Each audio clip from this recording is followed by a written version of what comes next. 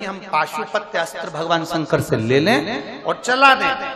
इसलिए आप सबके लिए शिव महापुराण से हमने ये पशुपति व्रत को निकाला है, और ये पशुपति व्रत जो करता है पाशुपत्य अस्त्र के बराबर उसको फल प्राप्त हो जाता है, उसका कार्य सिद्ध हो जाता है। आप में से कितने लोग हैं जिन्होंने पशुपति व्रत कभी कराया? हाथ उठाओ जरा। सबने कराया? धर लो वापिस, धर लो, धर लो वापिस। करना चाहिए।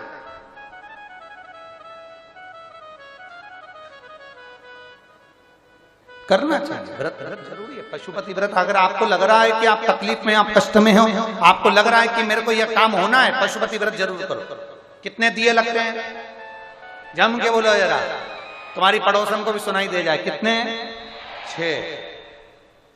मंदिर में जाकर सुबह के समय पूजन करो, पूजन की थाली को वापस लेकर आ जाओ, उस थाली को शाम को फिर लेकर जाओ। 6 दिए प्रसाद लेकर जाओ। जो सामग्री बनाई मीठे की, तुमने हलवा बनाया, खीर बनाई, रबड़ी बनाई, लड्डू बनाया, पेड़ा बनाया, खिरान बनाया, जो बनाया वो लेकर जाओ।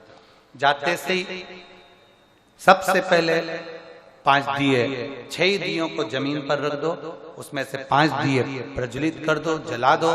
प्रसाद के 3 हिस्से कर कर जमीन पर रख दो और भगवान की पूजन कर दो। पूजन करके उसमें से प्रसाद का 1 हिस्सा उठाकर थाली में रख लो।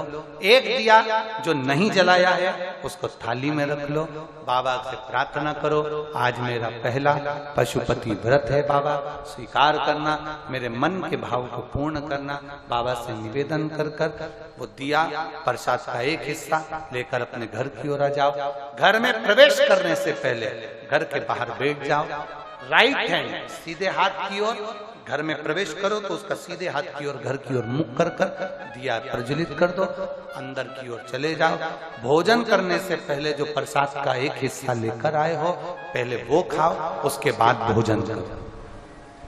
भोजन में तुम सादा भोजन जो तुम्हें लेना है वो ले सकते हो। उसमें ऐसा नहीं है कि मीठा ही मीठा खाना पड़ेगा।